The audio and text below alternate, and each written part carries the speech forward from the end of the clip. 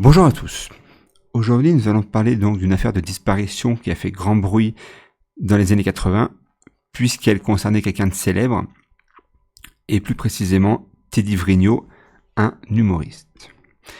Et avant donc d'évoquer un petit peu cette affaire, nous allons déjà voir une vidéo donc de ce fameux duo d'humoristes, les Frères Ennemis.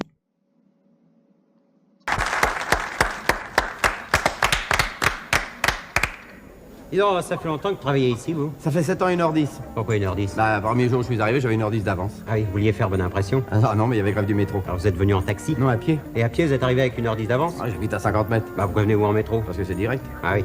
Alors ça fait 7 ans que vous connaissez le patron, Monsieur Marcel. Ah non, avant, c'est pas M. Marcel, c'était M. Vladimir. Ah, c'était pas Monsieur Marcel? Non, c'était M. Vladimir. Ah, c'était pas Monsieur Marcel. Bah non, si avait été M. Marcel, j'aurais pas prononcé Vladimir. Ah oui, oui, oui. Mais c'était un parent à Monsieur Marcel. C'est le beau-père, M. Marcel. Ah, c'est le beau-père à Monsieur C'est le Marcel. beau-père, M. Marcel. C'est le beau-père à Monsieur C'est le Marcel. beau-père, monsieur Marcel. Et alors, c'est lui qui a ouvert la boîte. Oh oui, oh, mais ça, c'est toute une histoire. Figurez-vous. Je me figure. Un soir, M. Vladimir va aux Folies Bergères. Oui. Il en sort ébloui par les plumes. Quelle plume? Les plumes des danseuses des Folies Bergères. Ah oui, alors Alors, il a acheté une vingtaine d'autruches et un stock de réveil matin. pourquoi faire les réveils matins? Bah, pour donner à manger aux autruches. Ah oui, d'accord. Bref, il a vendu ses plumes aux Folies Bergères, il a fait fortune, il a acheté ce cabaret. Voilà. Ah oui, d'accord. Mais dites, Monsieur Marcel, là, il était du métier aussi? Ah non, pas du tout. Ah non, non. Il était ferblantier rajeunisseur. Faire blanquer rajeunisseur. Oui, il faisait des passoires neuves avec des vieilles casseroles. Ah oui. Donc, Teddy Vrigno, c'est un humoriste qui est sans doute oublié aujourd'hui, à part pour effectivement les anciennes générations. C'est pas un duo d'humoristes qu'on a, dont on se souvient. Effectivement, on va le voir, leur carrière va connaître un certain déclin. Donc cet homme, Teddy Vrigno, il est né le 22 novembre 1928 et il forma donc avec André Gaillard un duo comique nommé les Frères Ennemis. Donc Teddy Vrigno étant celui qui a la grosse moustache et André Gaillard, celui qui a les rouflaquettes. Donc c'est un duo qui va être célèbre beaucoup dans les années 60-70, mais donc, comme je l'ai dit précédemment, la carrière décline dans les années 80, notamment concurrencée par la génération montante d'humoristes qu'on connaît plus aujourd'hui, Coluche, Le Luron, des proches. Et ils ont prospéré jusque-là donc par des tournées, par des seconds rôles au cinéma et par un peu de théâtre, et ensuite ils doivent se contenter désormais de tourner dans des salles plus modestes. Pourquoi? Ça va être leur genre ne fonctionne plus, leur genre n'est plus d'actualité. Et pourtant, c'est un genre qui a été reconnu à une époque, et notamment reconnu par un grand dialoguiste, Michel Audiard, qui leur avait rendu hommage, disant d'eux, par exemple, « Les gens bien intentionnés les qualifient d'amuseurs, les gens moins bien intentionnés les classent parmi les rigolos. Ils valent beaucoup mieux que ça, le délire verbal, le coq à l'âne, la gymnastique des mots est probablement le genre le plus exigeant, le genre exigeant le plus de maîtrise, le plus de rigueur, en un mot, le plus de style. » Et le 1er novembre 1984, Teddy Vrigno donc quitte le domicile conjugal au volant de sa Peugeot 504 pour aller chercher des cigarettes. Avec ce jour-là 2500 francs en poche, soit à peu près 700 €. Alors c'est drôle qu'on dise qu'il a été chercher des cigarettes, puisque dans les années 80, 70, 80, quand quelqu'un disparaissait souvent, il disait « je vais chercher des cigarettes » et plus jamais il réapparaissait. Et effectivement, à partir de ce jour-là, Teddy Vrigno va disparaître, de même que sa voiture, et sa famille va déclarer même qu'aucun retrait bancaire n'a été effectué. Donc c'est un mystère. Alors, c'est un mystère, mais plusieurs théories vont être échafaudées.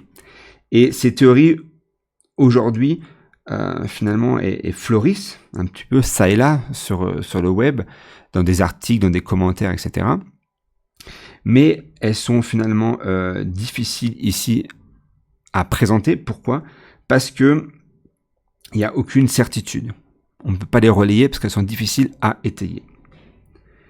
Et parmi ces théories qui ont été échafaudées, on peut parler par exemple de sa déprime, du fait d'une carrière déclinante, des relations tendues avec sa femme, d'une instabilité générale dans sa vie, de la volonté généralement aussi de changer de vie.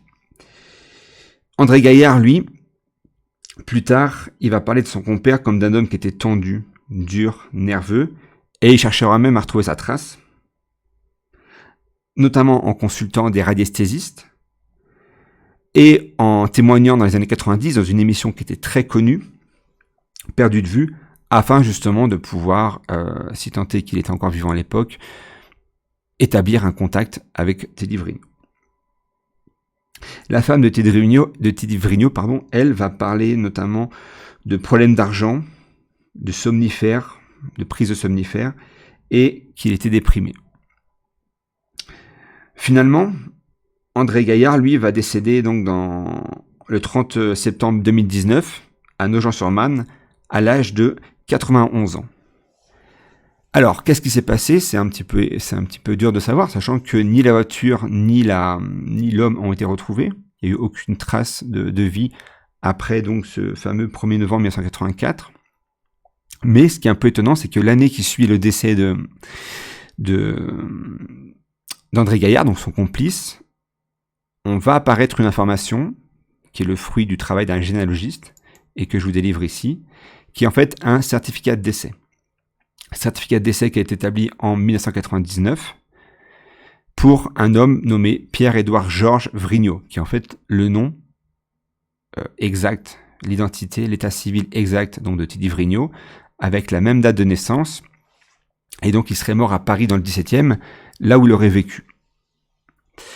Il serait décédé dans le 18e, mais là où il a vécu toute sa vie. Alors c'est un petit peu étonnant, c'est tout ça, parce qu'en fait, ça veut dire que quelqu'un pourtant qui avait un physique assez reconnaissable, il n'aurait pas été, reconnu dans la rue, etc. Bon. En fait, ici, il y a plusieurs choses à dire. C'est que déjà, s'il est réellement mort en 99, il meurt avant l'apparition des réseaux sociaux, à une époque où finalement c'est beaucoup plus facile de disparaître. Et peut-être où il y avait beaucoup plus de disparitions non expliquées, non résolues.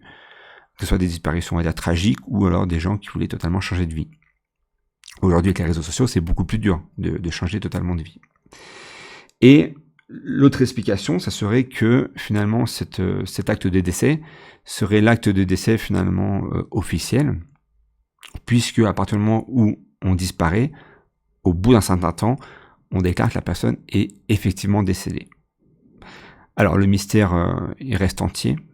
Il peut y avoir deux possibilités. Soit cette possibilité donc d'un acte de décès officiel, puisqu'il est disparu depuis un certain temps, ou alors, ça serait donc effectivement, et là ça serait une grande surprise, l'acte de décès d'un homme qui disparaît en gros donc du 1er novembre 1984 jusqu'à 1999, sans plus jamais donner de nouvelles, mais surtout sans jamais être reconnu. Et là, on peut se demander aussi quelle était sa vie en plus. Après avoir eu une vie de gloire, enfin plutôt une gloire relative, mais quand même importante dans les années 60-70, est-ce que c'est un changement brutal ? Toutefois, cela n'explique pas en fait pourquoi il n'a pas redonné de nouvelles ensuite et pourquoi surtout il n'a pas été reconnu.